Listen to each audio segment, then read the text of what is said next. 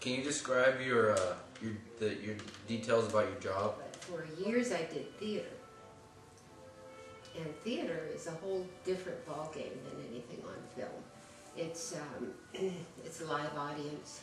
You feel an energy coming back to you when you're performing, and you know, mistakes, you just go right through them, and there is no, you know, retakes. On average, how much did a new person in entertainment business make yearly?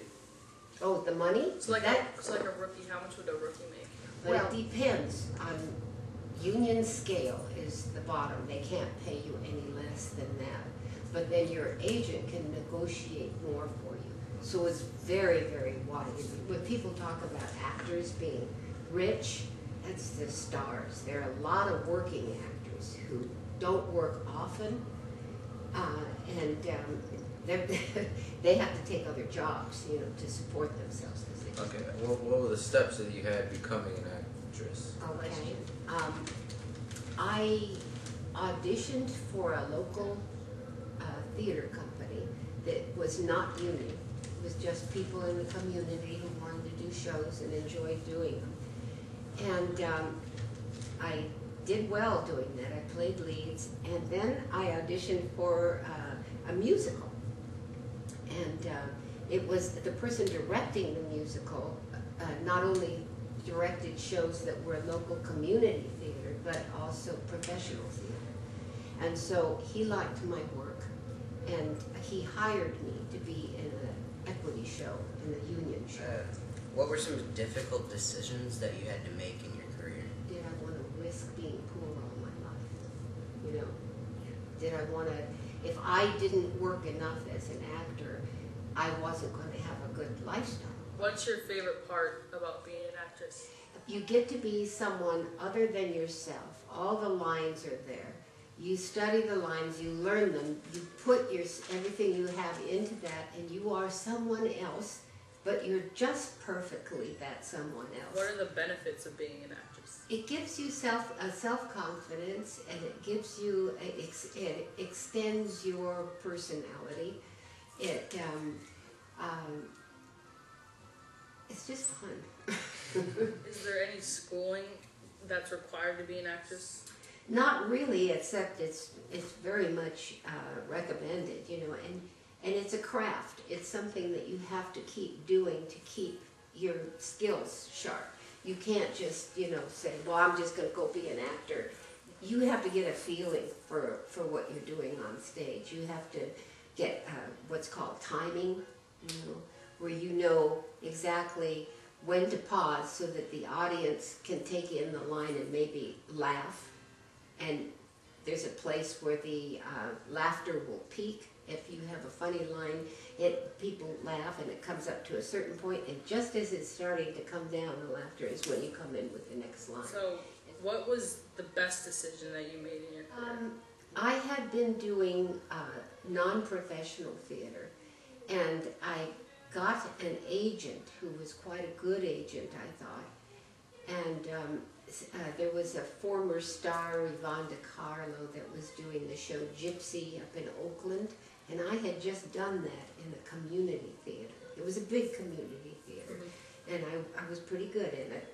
And so this agent called me then after I'd gone to see him. He was thinking about taking me as a client, and he called me and said, Yvonne DiCarlo can't finish the role. She's lost her voice. That's a very difficult role to sing. And if you're singing 8 performances a week or 12 performances a week like we did in Las Vegas, 2 shows a night and all of that, you can lose your voice, especially if you're not singing all the time and you don't know how to preserve your voice. So she lost her voice and she couldn't do the part, and so I had to fly up there.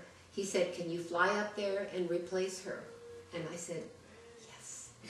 Is there any advice that you would give people who would like to join your career path? Yeah, I guess I should give the same one, that if there's something else you can do, do it, because it's too uncertain. But, you know, if it's in you, you're going to do it, you know. Yeah. And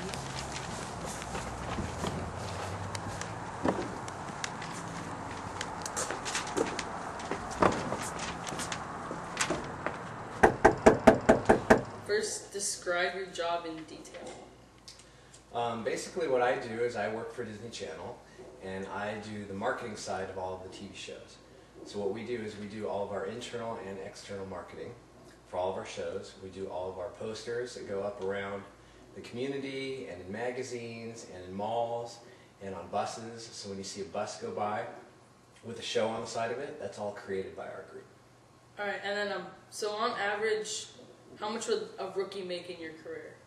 A rookie in my career would probably start around $40,000 a year.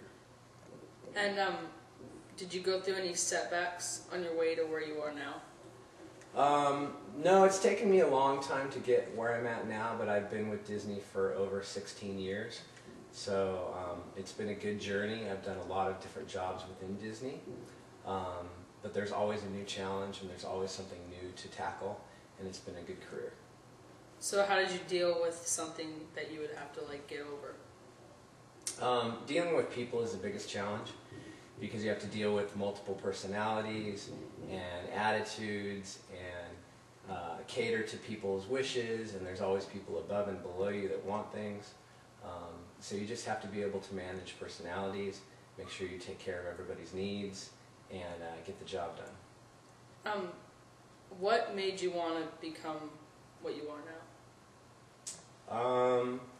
You know, that's a good question. I'm a third generation Disney employee.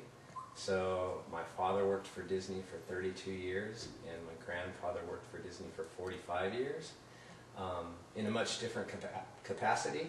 But I always knew that I wanted to work for the Walt Disney Company in one area or another, and I kind of just landed into the Disney Channel role eventually. And so what's your favorite part about your career? The best thing about my career is that the target is always moving. We're always doing new shows. There's always something new to work on.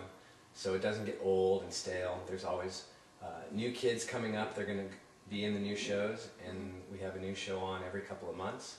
And some shows become hits, and some shows don't, and those shows go by the wayside. But things like Hannah Montana and High School Musical are huge events for us that last a long time, and we keep them going as long as we can. Yeah. What are some of the benefits? Benefits is I get to go to Disneyland for free, so that's good. And I get a discount on merchandise, so we usually buy lots of Disney stuff for the family and also for other people for gifts and things like that because we get a discount. Some of the other benefits, just like any other company, I get vacation, I get a 401k, I get health and dental benefits, so that's always something that's good. That's one difference between being employed by a corporation and being self-employed, is at least all of those benefits are given to you. You don't have to go out there and purchase them. Mm-hmm. And you were saying you were a third generation in Disney. Who else before you was it? Was it your dad or your My mom? dad and my grandfather. Nice. Alright. What steps did you have to take? To get to where I am now? Yeah. School. Go to school. Figure out what you like to do. Go to school and learn as much as you can. And get good at it. There's tons of things you can do out there. And then working for Disney, there's a million different jobs within Disney, whether it's creative or business or marketing or whatever. So, I mean, especially if you wanted to get into Disney or an entertainment company, there's a lot of different ways to get in, and there's a lot of different professions within the corporation that you can get yourself into. Were there any difficult decisions you had to make? Always. There's always difficult decisions. There's always decisions on how you have to move forward with a project, what type of money you have to spend on a budget. Do you spend your money here? Do you spend your money there? And you have to take care of all of that stuff.